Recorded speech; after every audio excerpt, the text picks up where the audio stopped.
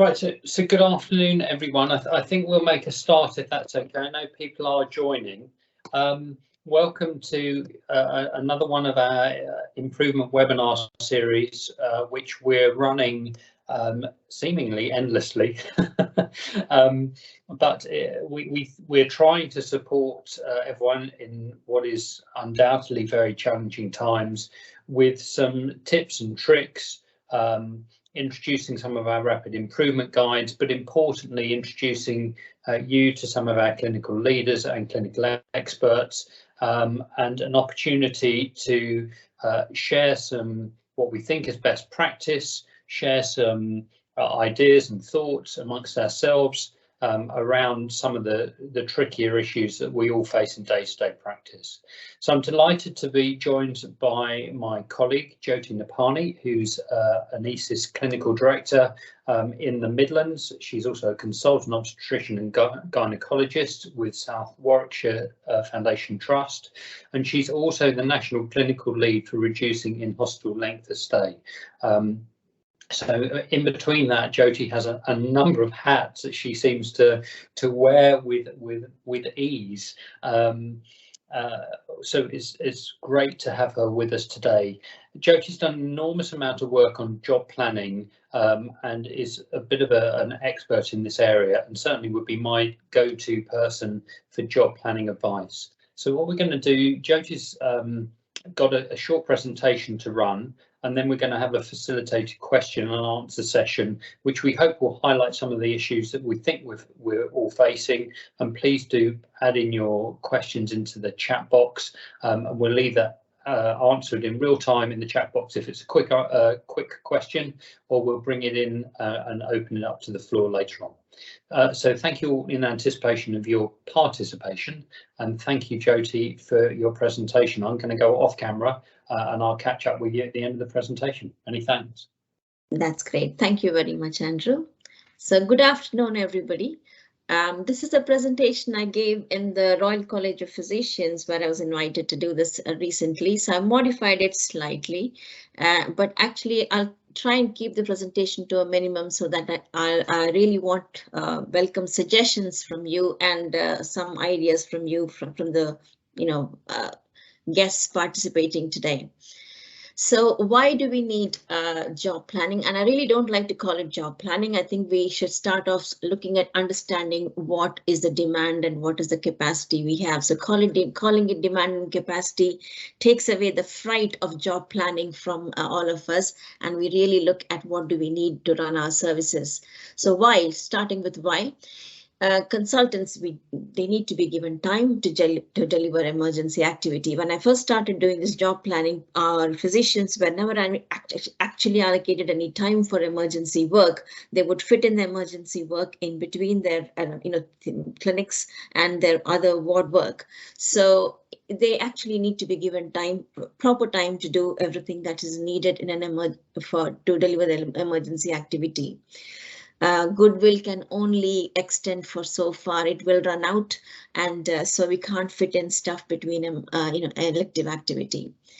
Even for the managers, it is not an easy job. Every day, if they have to go about with the begging bowl, requesting to do extra sessions or covering this, covering that, they're firefighting all the time. So we really need to take stock and look at what we need to do and how we can do it as a department and as a whole organization. And we always find that elective work is disrupted because of emergency activity not being adequately job planned. And it's really irritating to see our valuable surgical workforce sitting in theaters, twiddling their thumbs because they couldn't get their patients in. So our elective work always suffers because our emergency work is not adequately job planned sometimes. And there's frustration all the time. And most specialties, before anyone says, yes, I know we have to job plan, but we can't recruit. Our specialty is special. I can tell you for sure, having job plan in most specialties, that most specialties have difficulties in recruiting, not just the specialty that we are coming from. ED is one big example, big difficulty in recruiting, but we have managed to do that over time. So over the next few slides, I'll talk about why is job planning important for emergency flow, and somewhere also I will cover how does specialty job planning affect ED and acute medicine, because it's really important for specialties to be at as early in the journey of the patient as possible to get to maximize the benefit for the patients.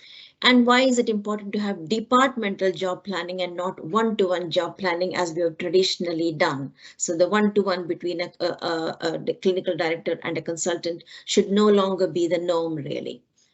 So if you look at the principles of flow, for the patient, seeing the right specialty team first time is the best thing for the patient.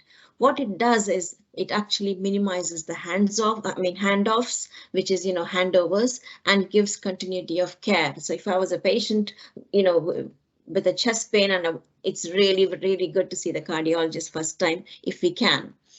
So when we're designing our, work, if we put in processes where we can bypass unnecessary steps in ED and acute medicine where possible, it will be really good. So when you're doing specialty job planning, we need to keep that in mind. Also, the senior decision maker getting early in the patient's journey is really important, and that gives the quality of care for the patient. And we know that if we get the quality right, we have less things to worry about when things don't work. So getting the quality right is important, and getting it right first time is important, and that we can get with the senior decision maker at the very beginning of the patient journey. So what we have to try and do in our processes is to avoid that unnecessary FY1 or SHO seeing the patient after the ED has seen. So sending, a surgical referral, you tick the box by saying, yes, a surgical FY1 has seen the patient, but that they are not decision makers often, and the patients are still waiting. So how do we put in processes for the decision makers to see patients first? And for elective, okay, having a little bit of waiting list is okay, perhaps, but for emergencies, really, we should not create more waiting lists. So today's work should be the norm. And how do we design our workforce and our, our job plans in such a way that today's work can be done today by giving adequate time to do today's referrals today, today's tests today, today's discharges today, and nothing needs to be postponed for tomorrow. So we have to cut our coat according to the cloth. We have to look at what we have and what we can do. So these are the sort of things you need to think about. What do you have? What do you already have? What is the workforce you already have? What is the space you already have? What do you need? What is the workforce you need? What is the space you need? And how do you prioritize and how do you maximize the benefits within what you have? So what is it you can, just because you need 10 consultants in ED, we don't stop working, do we? So we need to, and if you haven't got, so what can you do within what you have, and can you recruit properly, and what is your plan B if you can't recruit, because that's becoming a big issue for everyone. Inability to recruit and also sustaining the recruited people in the jobs is becoming a big problem. So what are your plan B? What is your plan B? So there are some acute medical models. So when you're thinking of specialty job planning, please think of these as well, because it will all depend on how your acute medicine is and how your ED is, and that depends, and that will sometimes decide how your specialty job plan should look like. If you have adequate acute medical workforce and you got the critical number for them to run a standalone acute medicine take, then yes, that can be one model where the specialties are just in reaching and they do a pull or a referral service or an advice. Okay, so, and the acute medicine manages the medical take and they own the patients for the first 24 to 48 hours. So this is one model where you can, this is only when you have adequate acute medical consultants. Now, the next model could be where you don't have enough acute medical consultants to look out to manage the rota at the front end. Then you need to have your specialty job plans where you're contributing to the medical rota. So I'm just giving you an example of those 4 specialties, but it can be more specialties and certainly as much as you need. And this will depend on the data that you have as to what is coming through the front end and what do you need most in the front end. So the specialties which can contribute to the medical rota, so you can have hybrid specialty job plans where you are doing some acute medical work and some of your specialty work, and you're responsible for the medical take. And when you are in acute medicine, you're not when you are doing your specialty work. So that's how some organizations run. Then you have others where I have seen a few recently where they have no acute medical workforce at all, practically just 2 acute medical consultants and you just can't run a place like that. So this is where you really need to look at how your ologies can be there at the very beginning and pick up the patients, post-take them directly as and when they come. And these probably models will also emerge as we get into, different hospitals having different problems. So there's no one size fits all, and we need to work with what cloth we have, as I said. So to achieve emergency and elective flow, not just emergencies, but elective flow as well, we need to make sure we understand all the demand and capacity in each of the specialties. And as I said, the thing to remember is the departmental job planning, where you really understand what your demand is. And I put a query on annualized job plans because sometimes it is contentious. I don't think it is, but something for us to think about. Is that something we need to go, should we be doing that? Annualized job plans are already the norm in EDs and acute medicines. That's annualized because it is easy to annualize those job plans. Now, what you should end up with once you've done good demand and capacity work and done the job planning is 52 weeks worth of emergency cover, including prospective cover from all specialties. So you're not on a daily basis looking for, somebody to cover a particular specialty. So the prospective cover should be included when you're doing your emergency cover for 365 days a year. And also while doing that, so you're taking off a big chunk of the specialty time to do this emergency work. So within the remaining time, we must make sure all the elective demand is met and the RTT is met. So this is what we should be able to achieve. So the principles are, when you're doing specialty job planning, it has to be done with the whole department. And as I said, not individually. You need to have an awareness of what your other specialties, supposing you're doing respiratory, how is cardiology working, how is, geriatrics working. You need to have an awareness of what your other specialty models are there in your organization, and what is the vision of the organization. Do you want to have a really big front end, or you want to have a small front end with specialties taking ownership very early? You need to have that vision of the organization. And I need to make it very clear here, because this is a misunderstanding sometimes, that job plans are confidential. They're not. They should be as transparent as possible, and they can be personalized, but they don't need to be confidential at all.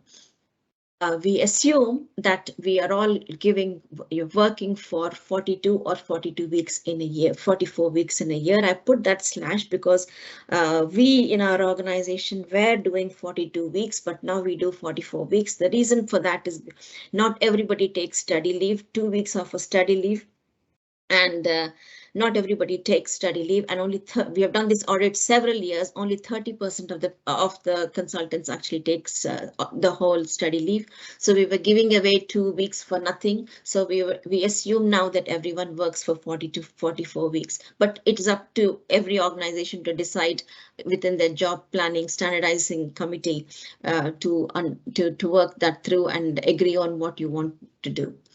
Now, the other thing is all job plans are subject to a minimum of annual review. You can have something worked up. If you're trying something new, you can say, can we review it after 6 months or 4 months or whatever.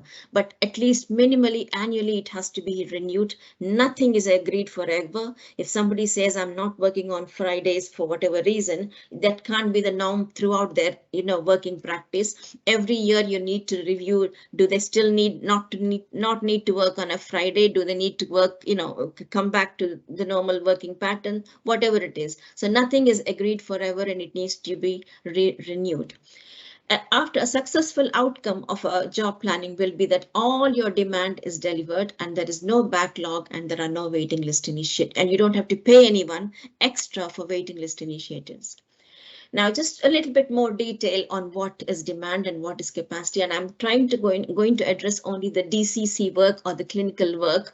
I'm not touching a lot on SPAs because that's a whole different kettle of fish. It does influence your DCC if you're trying to take more SPA to drop DCC, and that is also something I'll touch on lightly, but I'm talking mainly about DCC here. So the demand in a particular department is the total DCC needed to do the emergency cover for 52 weeks and the total DCC needed to deliver the elective demand. Now, this is what you need, and the capacity is what is the available DCC. So you may not have all the DCC that you need to deliver the demand, but what is available. So what is the DCC of each of the consultant that is contributing to this, can contribute to this demand. And also, if you've got specialty doctors or nurses who are also trying to are doing some of this emergency work, you can put that as well. And all this work only for, as I said, 42 or 42 weeks only. We always get a shock when somebody goes on annual leave and wonder why suddenly, there's nobody to do the job. Because we somehow don't, take annual leave into consideration. So just think that these consultants or this workforce will only be working for the 42 or 44 weeks, and that is the capacity you've got. And yes, when you do all this, there may be a gap in what you need and what you have. Now, the gap, and I want to assure you here that when we have done good job planning and looked at the demand properly, with the data accurately, the gap is not always negative. I've done job planning in some places where actually there was an excess capacity and they were able to contribute a lot of that capacity to the front end. So the gap is not always negative, just to be, to reassure you. So a little bit more into what does an elective demand mean, because we know what an emergency demand means, because that's just time-based, it's time-based, but elective demand is not just activity. So it is the activity that you have done over a year or in the last 2-3 years, and you can average that activity. And the patients who are still on the backlog after having done that. What is the DNA rate? Because we have to still pay for those as well. And also, if your graph in your referrals is showing that it's actually increasing, then you need to factor in that as well, whatever percentage increase or growth, or sometimes it may be decreasing because you've started doing something else and this demand is coming down. So is there an increase or decrease in growth? And also basically consider that as well. And as I said, the capacity is also from others who are contributing the demand. And again, once you understand what the gap is, you're starting out the beginning of the year, knowing whether you are able to get through that year with the workforce and the capacity you have or not. If you know what your gap is, and if this gap is then built into the job plans, what we should not do is to pay all the consultants extra at the premium pay, whatever LNC rates is, or at waiting list initiative rate at the very beginning of the year. And that is not good job planning. So if you know what your gap is, you try and see, let's say all your consultants are already at 10 PAs and you have a gap of a few hundred PAs and you've got 8 consultants. So you ask everyone if they are able to do 1 more PA extra per week or whatever it is. If they agreed, then you distribute that gap between all the consultants. And if they're not willing to do that, or if there's enough for a new appointment, this gives you automatically a business case for new appointments. And I know you'll say you can't recruit, but there must be ways of recruiting. So, but it gives you business cases for new appointments or how you can recruit other specialist grades or nurses into those posts. So how do you deliver? So we need to make sure that the emergency activity is equally shared amongst all the consultants participating. If some of the consultants do not want to participate in the emergency rota, that's discussed in the department before they come off the rota. This is why departmental job planning is important. Then you have a rolling rota of 52 weeks with prospective cover. There is no annual leave or study leave when you are doing your emergency activity, and your elective sessions are cancelled so that you're not duplicating work or you're not stretching yourself too thin. And then there's clear guidance on what is expected of that consultant in that emergency time. So, you know, whether they're doing hot clinics, cath labs, whatever it is, you decide as a department what is expected of that consultant, of physician of the week or of the day, whatever your model is. The guidance should be clear so that everybody is working to the same standard. Once you know what your elective activities, then you calculate how many sessions you need or how many PAs you need to get through this demand.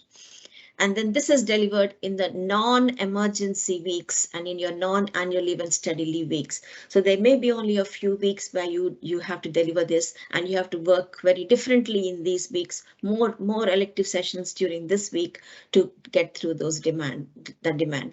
And at the end of the day, it'll be the total PAs as whatever you have agreed, 11 or 12 or 10, whatever you have agreed, but it'll be delivered in a very different, it won't be a fixed timetable, it'll be a flexible timetable.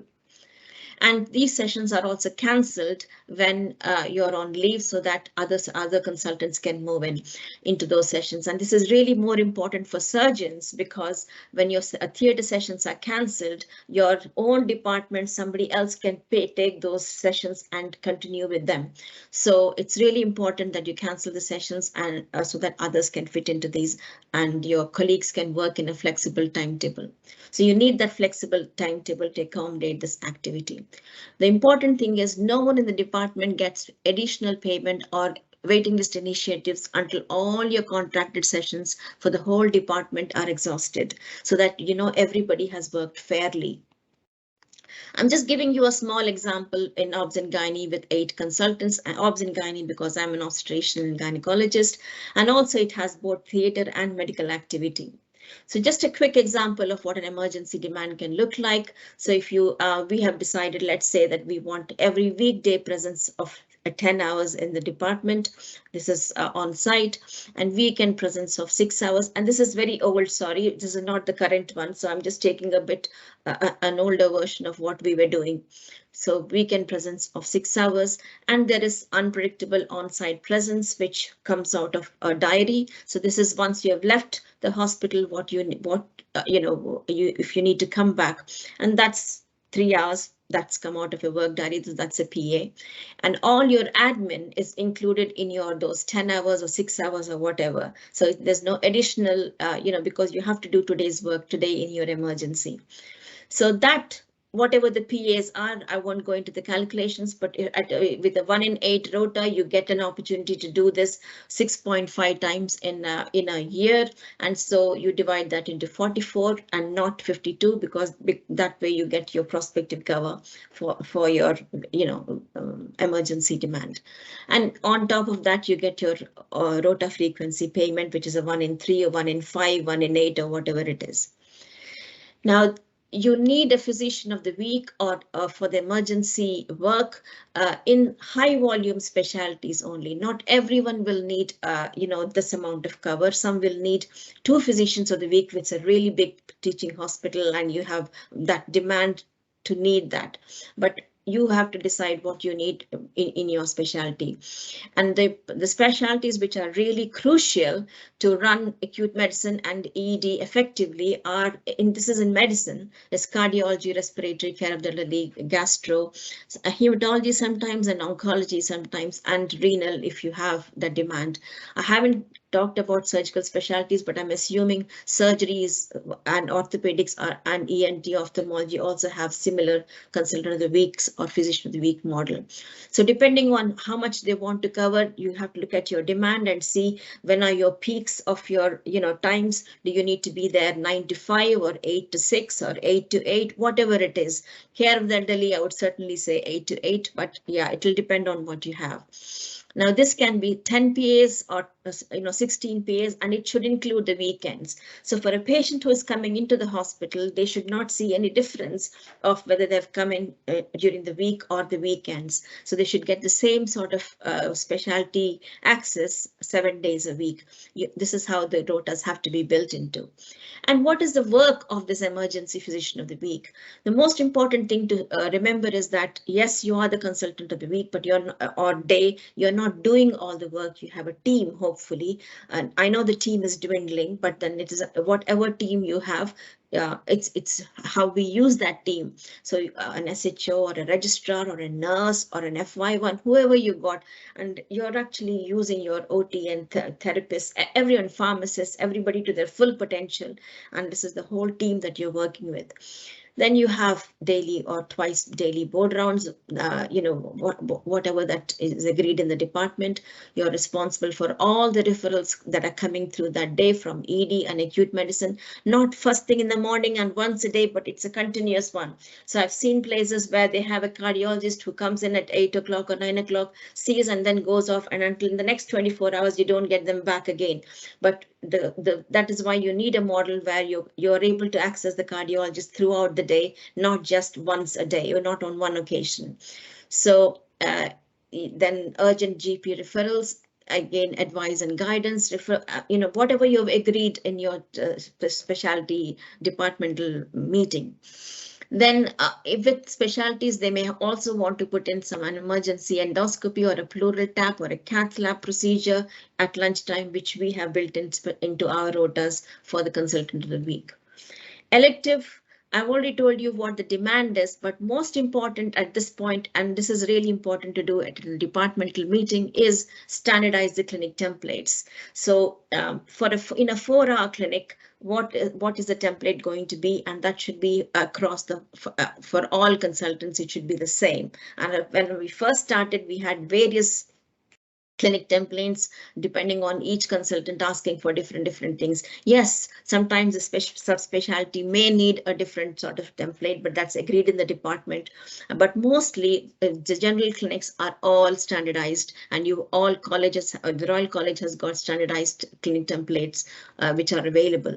Once you've standardized it, then you can do a shorter clinic. So if you're doing a 4-hour clinic, you get a PA, and if you decided only to do a 3-hour clinic, you get the 0.75 PA, but it's fair. So you can't get away with doing 3-hour clinics with 1 PA. Just an example, when we did demand and capacity, we had 3,000 new patient slots, which we needed that many slots, which included the 2-week referrals.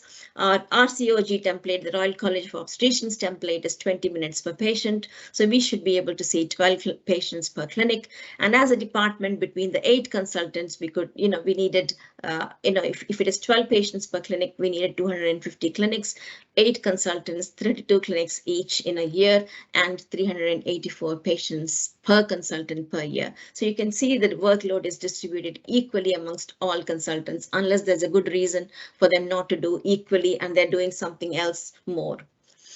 Now, if you want, I can skip out of the theater sessions. It may not be applicable to the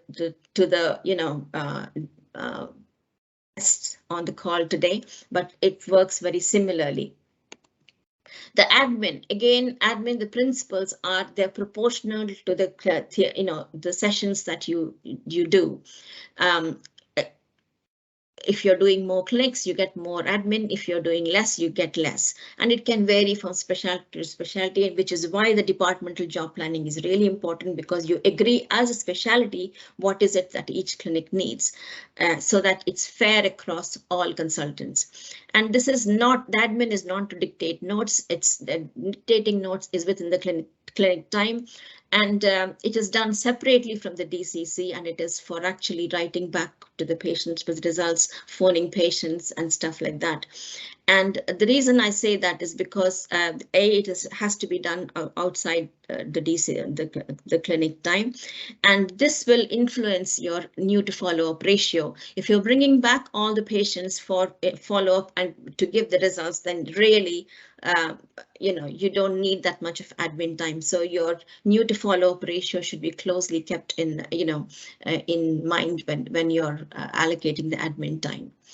So, for example, it's a 4-hour clinic with 12 patients, and if your new to follow-up ratio is really, really little and you're not bringing anyone back, then it's 2-hour admin is what recently we have decided, so each clinic it's not 1 PA, but it's 1.5 PA with the admin. So just one point about SPAs, just to say that SPA is work that is delivered outside DCC. So make sure if you're paying for SPAs, it is not being done within the DCC time. The typical one would be teaching, when you're doing your ward cover, or you're doing stuff like that. Yes, you can do it, but then just look at how you're paying for it. You may want to be okay with that payment. You may want to keep an eye on that payment. Paid leadership roles. This is why, again, departmental job planning is important. I can't go away for an interview, get a job as a lead for something, be paid 2 PAs, and come back to the department and say, "Hi guys, I'm doing that work now. I'm dropping 2 DCCs and doing that work." So that's probably has to be agreed within the department that it's okay, and somebody else can absorb that work, or we must have a way of actually picking up the DCC that this person has dropped. It makes the manager's jobs really difficult when consultants go away and agree to these roles without actually accounting for how this DCC is going to be picked up. And if you have cancelled a session for to do one of these paid roles, for example, you've gone away to the deanery for a meeting and cancelled a session, that's got to be paid back. And there's a mandatory SPA every month. There is a mandatory departmental meeting, which is really important for everyone to attend, and it's part of the mandatory SPA. And sessions are actually cancelled so that everyone can attend this. So there's no excuse not to attend. And if you don't attend a few of them, if you are really being strict, it can be taken as annually, because these are the sessions where very important discussions take place, and you have to be participating in those. So eventually, when you've done all this, it looks something like this. This is, as I said, a department with 8 consultants. The 9th and the 10th consultants, as you can see, are only part-time, and say that they're not doing any emergency work. So, but that's been agreed, and that's what's happening. And you can see each consultant's job plan is very different, but if they're doing something, it's whatever they're doing, that each session is very equitably paid for. And if you do more, you get paid more. If you do less, you get paid less. And it is very fair and very transparent. In our trust, the mandatory SPA for all the consultants is just 1 SPA, and it's not 2.5 as a given. And the rest of the 1.5 you have to earn by doing various leadership roles or whatever you're doing. Otherwise, it will be counted as DCC. So individually, each one's job plan can be looking something like this. Like this could be my job plan, where, for emergency activity, it is 1.9, and I have to do antenatal clinics, and I have to deliver 45 theatre sessions, which are 5.5 hours each, 4 hours for operating, pre-op and post-op, ward round included in that, because every time you do that, you'd automatically do that, or you're expected to do that. And so I have to deliver those 45 theatre sessions. I have to deliver 35 clinics and 35 2-week clinics, and that is how it will be paid for. Yeah, and then this is how in detail, I can send these presentations to anyone, but this in detail, you can work out what the demand is. You can work out what your capacity is. And this is the DCC from each consultant. This is a department of 10 consultants, and 11, 12, and 13 are nurse specialists, and there are other people who are contributing to this demand. And you can see the DCC contributed by each of the consultants varies dramatically depending on what other SPA roles they've got. Now, all this for 44 weeks, if you calculate, the total capacity is only 3,237, and the total demand was 3,677. So automatically, there's a gap of 440 DCC And it was this particular slide itself was the business case for 1.3 more consultants, which was for 7.5 DCC per week. So that's how you can make your business plans, or you can think of how can you cover this 440 with more nurse specialists, or whatever you can recruit into. So how do you monitor? How do you monitor if something is happening as we expect? And this is really where the importance of attending these departmental meetings is.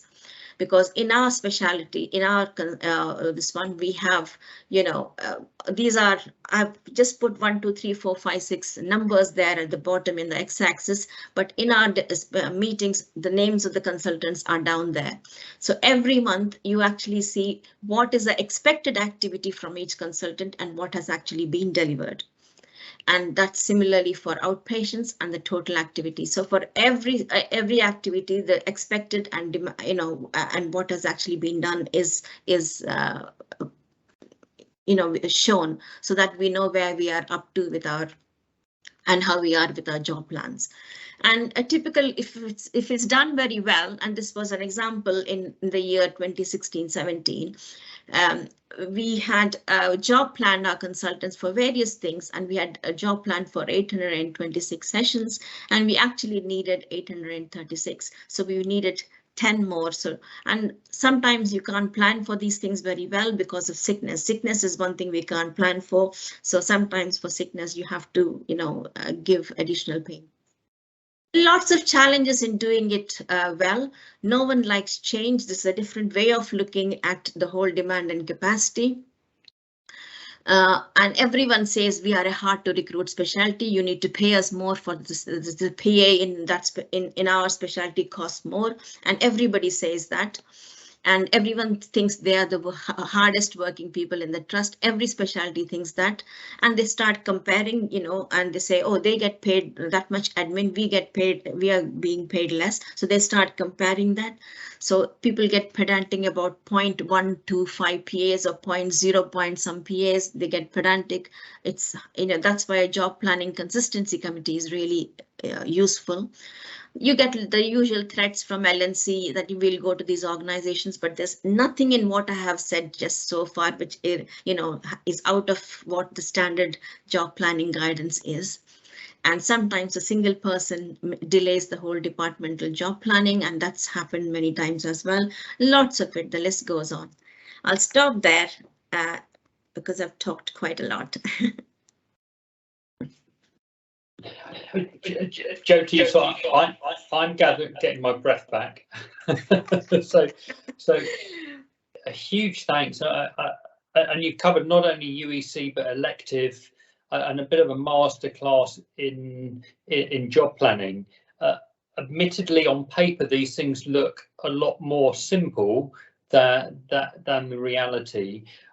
We haven't got any questions yet in the chat box, so I'm going to take sort of chair's prerogative, if that's okay, and just start to explore some things with you, if I may. And if people want to come in, please do put some questions in the chat box, or put your hands up. And apologies, you can see me glancing. I've got 2 screens, so I'm occasionally glancing to my right to look at the other screen to keep an eye on things. So a couple of things. So Jyothi, I just wanted to sort of re-emphasize, if you like, or explore with you the benefits of departmental versus individual job planning. So personally speaking, the advantage for me about departmental job planning is that it becomes very explicit and transparent, and particularly the stuff that people, the SPA allocations, those kind of things. But it also gives departments autonomy, particularly when it comes to UEC, which is, okay, this is what gastroenterology needs to contribute to our acute medical model. How you decide to do that is entirely up to you. And is that your experience? I don't know if others on the call have had a similar experience. Yeah, totally. I think that is why you need to know not only what you want to deliver, but what is the vision of the organization, what is the need of the organization, what is the need for you in your front end. So I think if you take all that into consideration, then your business cases in your specialties will include that proportion of emergency cover which you need to do. Otherwise, how many times haven't we seen, Andrew, oh, we need 2 more endoscopists, so we need 2 more consultants, but no one thinks about, okay, what is the emergency cover? Can we recruit a gastroenterologist just for emergency cover to the front end? I've never seen a surgical recruitment also so far where it has explicitly stated that this part of, this is really to get over our deficiency in our gap in our emergency cover. Yeah, thanks, Jyothi. And Ray's brought a question up. So I've got lots of things that I'm going to bring Ray in, if that's okay. Ray, you've asked about engaging neologists. Do you want to come off mute and hi there again? Do you want to ask Andrew, a question? Remind you again, my name is not Ray, it is Piyush. Yeah, Piyush, I'll let you into a little secret. When it comes up, as I have the same dilemma every time, and I've got to make it like a goldfish. Don't worry, that's forgive fine. me, please. Forgive me. How do we engage these ologies? Because everyone is so special these days, specialists these days. How do we get them to do acute emergency work? And they say they have emergencies in their own specialties. So how do I again get to engage them? ECGIM, that is general medicine, although people are dual accredited and they have been medical registrars 1 week ago, but the next week when they have been appointed as consultants, they don't want to do GIM because they can't do GIM because they're so busy with their own specialties. How have you engaged people? This is exactly what I'm saying. So if your specialty is so busy and you've recruited somebody because it's busy and you need more, but your organization needs you to cover your jaundices or your whatever, in front, I'm just giving an example, then they need to include that in the departmental job plan. There must be a way, they must come up with a way that they want to cover their emergencies. So if again, if you have a good acute medical workforce, that's fine. Your front end is covered for the first 24 hours. But then you need to decide how are you going to enrich? Is that the model you want? But if you don't have acute physicians at all, Piyush, how can we have the specialty sitting 4 miles into the hospital when your front end is suffering? So this is where I think the medical director needs to get involved and ask, these are the patients who are coming through the door, 100 medical patients, of which 50 are care of the elderly, let's say 30 are cardiology. This is how our specialty is going to deal with them. Ask the question. They may have their own way. They may want to get nurse specialists. They may want to do an enrich model or take them straight away and include them in the job plans. We're not asking them to do it for nothing. So have to really account for that properly. So can I just add a couple of other points as well, if I may. So firstly, I think there is amongst the ologists, and I'm talking about individualologists, a lack of awareness often of the acute medical model, particularly historically. If the say gastroenterology haven't been contributing to GIM for some time, we really become very distant from the pressures at the front door, and it's based a lot on history, those kind of things. The second thing is that actually there's an awful lot of variation with our elective care that we take for granted and don't challenge. So, for example, as me for a gastroenterologist, we know that our 2-week wait demand fluctuates quite predictably throughout the year. And yet we all have set numbers of 2-week wait clinics or slots within which is not terribly useful. It's very fixed. And so it takes a bit of work, but understanding that and having some flexibility in the elective side it is important. And my final thing is just again from personal experience, I think same-day emergency care is a very good bridge between ologies and GIM, because actually it's quite engaged. It's not uncommon for the ologist to go, well, why is this patient being admitted? This is ridiculous. And you go, well, we've now got an option. We've got an environment, a location, and a support structure to support more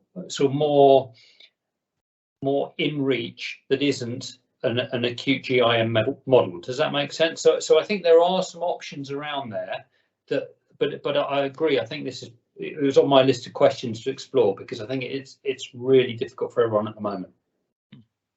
Thank you. I've got a question. Alan's also come up with a question around sort of balancing admin. So it's very SPA for elective work is really clear. Alan, do you want to come in about the challenges that you face in Croydon with the sort of SPA associated with the acute side? Yeah, I guess it's both sides. I think you touched on, it's probably an impossible question to ask, but how much admin somebody requires in regard to their clinics, because we have departments where people have got different sets of admin time set aside for their elective, and so I was just wondering what sort of principles you set to try and make that fair. But then, I'm a geriatrician, and actually it's sometimes quite hard to explain and describe what we do in a sort of job planning format. So actually the admin that I sometimes have is, best interest meetings quite frequently, family meetings, things like that, and actually setting a standardized approach to that is also quite challenging from that point of view. So I guess not quite SPA time from that aspect, but actually, admin that comes from DCC. So first of all, I think the admin is DCC, it's not SPA.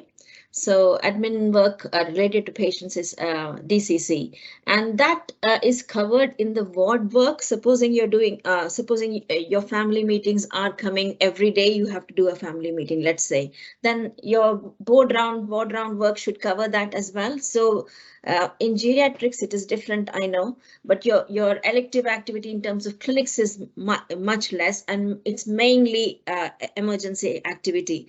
So if you're a group of, let's say, I don't know, 6 geriatricians, you do need 8 to 8 per, let's say, cover in the front end. Somebody needs to be there, and that's a different rota, and somebody goes into it. Your wards, you decide how many wards you've got. And this is where I think I'm glad I'm speaking to 2 geriatricians at least here. We were quite bold when we first started, because we took, what is GIM? If we are really honest with ourselves, GIM is a care of the elderly medicine. Because if you take off all the ologies, what you're left with is that, and that's exactly what we were left with. We asked all our ologies not to cover any GIM wards. We just gave them only their ologies, and we were left with 6 GIM care of the elderly wards, and we didn't have 6 geriatricians at the time, but we got locums, and having a dedicated person on the ward every day really helped us to shave off 2 wards. We didn't need them in the end, because you have a dedicated person who's doing it, and we gave them time, so they don't need 10 PAs a week, but it depends if it's 2 hours for a ward round and ward round, depending on how many medically fit patients are there already there. You decide how much time you need, and that includes your time for family meetings and whatever else you think is needed, so that your ward work should cover that. Make sense? Yes, thanks a lot. And just to add to that, certainly at the front door, so on the assessment units, we've certainly included some of the SPA stuff, for example, teaching, because if the reality is you're not doing a continuous ward round on take, you're doing a contemporaneous ward round, but there'll be peaks and troughs within that. But part of that commitment would involve teaching medical students, and postgraduate education. There would be an opportunity to pick up clinical incidents and some of the governance around it. So we have historically been quite generous around our sort of DCC allocation, if you would like, around the assessment unit, but acknowledging explicitly that within that comes an expectation that there will be teaching, there will be other things. So there is, but again, having some agreed standards, some transparency around that, and openness around it is helpful. Pijesh. Yeah, this is interesting that you mentioned about to see teaching in on your take. Having been an educationist myself, what has now become is that teaching has become very regimental. You teach at a particular time, and what we used to have when we were trainees, we used to learn every day, and now you have to let your students know that you're receiving feedback now. Otherwise, it's not considered as feedback. So this is quite interesting that you mentioned teaching, and people say, I don't have any students or I don't have any medical, but that we have lost that you see flavor of you see teaching on the job. Now it's become very regimental. So that is one of the sad you see developments of our medical education. You must have seen my email. So yesterday I had an email from the medical school saying that our department was not delivering on its educational commitment.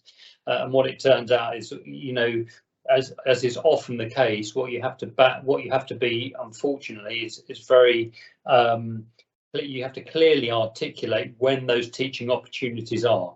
And what we found was we're offering an awful lot of opportunistic activity that the students are enjoying, and our feedback is very good, but we're not articulating that to the medical school. So it is a bit about that. But I think as long as your feedback is okay and you're good with it, you can be quite robust in saying this is opportunistic learning, and whether the students turn up or not is not our problem. But actually, when they come on my ward round, it is a teaching ward round. That's it. So, and we don't articulate that very well. So Jyothi, I'm gonna thanks for questions. Please do keep them coming. We've got a few, at least 5 more minutes to fill some time. And I just wanted to a couple of points. One is to highlight the challenges of annualised job plans. So we've seen that certainly in elective work because of rota gaps. So I can fill my annual commitment to endoscopy lists in just short of a month, and then we're just pushing the problem, essentially the rota gaps down the line, and we see an equivalent, particularly at sort of middle grade registrar level on the medical rotas where there are rota gaps. People essentially fulfil an annualised job plan. They do their allocated sort of shifts, as it were. And because they're covering for gaps in the rota, and then we get to the summer, June, July, and there's no one to do it. So I have very bad experience of annualised job plans. Am I the only one, or can this work? Yeah, it won't work if you've done your demand and capacity wrong. So if you've done your demand and capacity right, and you have job planned the right number of sessions to meet your demand, then you should not finish your sessions by November, because it is spread through the whole of the year, isn't it? You've got a timetable which delivers all the demand throughout the year. So that is why this is where the manager is really, really important. They have to be absolutely on board. And that is why the departmental meetings are important. That look, we have so much more to deliver and these many sessions are still there. So you're looking at what you have done and what you have delivered every meeting. And how we can get it wrong is if you calculated them wrong, first of all, or there was a gap and you never bothered to fill the gap, then everyone finishes by November and you've got nothing to deliver. That is another one. Or if you have underfilled your lists. So you have standardized your template for 12 patients, but you're only seeing 6 patients. So you've got a big, you're building up your inventory there.